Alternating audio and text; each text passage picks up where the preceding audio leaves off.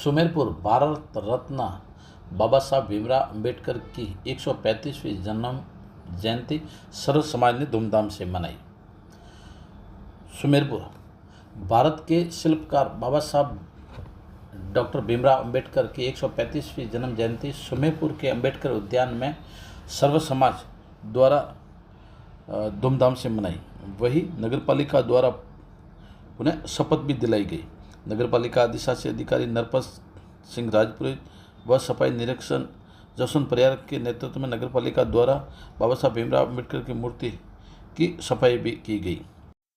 इस मौके पर समाजसेवी पप्पू पंडित ने क्या कहा सुना। डॉक्टर भीमराव अंबेडकर जी की 135वीं जन्म जयंती पर मैं सभी शहरवासियों को बहुत बहुत बधाई और शुभकामनाएं अर्पित करता हूं।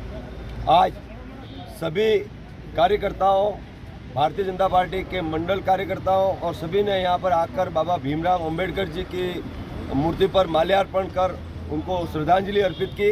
डॉक्टर भीमराव जी अंबेडकर जी ने 1950 में एक देश में, अपने भारत देश में संविधान लागू करके और सभी को एक समान जो है न्याय देने के लिए यह लागू करवाया था कि जो पढ़ा लिखा व्यक्ति है, जो शिक्षित है, वह आगे भारत में जाकर अपना कुछ भी नाम रोशन कर सकता है, अच्छे पद पर पहुंच सकता है।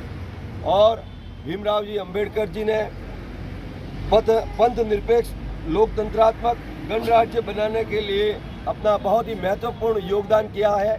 मैं उनके चरणों में कोटि कोटि वंदन करता हूं। इस मौके पर एससी मोर्चा के जिला अध्यक्ष प्रेमचंद बरूद ने क्या कहा सुने। आज बड़ा ही हर्ष का विषय है। हम डॉक्टर भीमराव अंबेडकर साहब के 135वीं जन्म जयंती मना रहे हैं। मैं आज के इस अवसर पर बताना चाहूँगा कि भारत ही नहीं, पूरे विश्व में बाबा साहब की जयंती बड़े धूमधाम से मनाई जा रही है। मैं 135 वर्ष की जयंती के अवसर पर उनके जीवन परिचय पर प्रकाश डालना चाहूँगा तो मुझे ऐसा लगेगा कि मैं सूरज को दीपक बताने की कोशिश कर रहा हूँ। लेकिन आप सब भली भांति जानते हैं, हमारा देश आज़ाद हुआ और देश आज़ाद होने के बाद 1949 में संविधान की रचना हुई।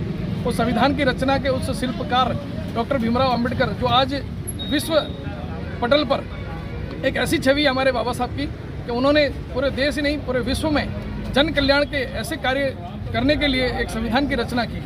मैं आपको बता दूं कि बाबा साहब का बाल्यकाल, वो बालक जो उस समय की जो प्रथाएं थी, उस प्रथाओं की वेदनाओं के भोगते हुए उन्होंने स्कूल में जाना, उनको स्कूल में कैसे पढ़ाई करनी, उनको अन्य बच्चों के साथ नहीं बिठाकर एक अलग दरी देकर उनको बिठाया जाता था।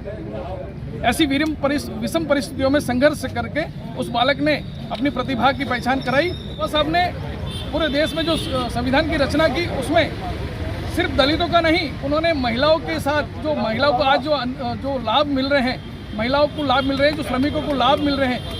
आज पहले कोई सेवा कार्य की अवधि नहीं थी, 8 घंटे की जो ड्यूटी करना, रविवार का अवकाश, ये सब जो बाबा साहब ने भारत देश के जो लोगों के लिए किया, उनको सत सत प्रणाम करते हुए मैं आज आप सबको बाबा साहब के जन्म उत्सव पर बहुत बहुत हार्दिक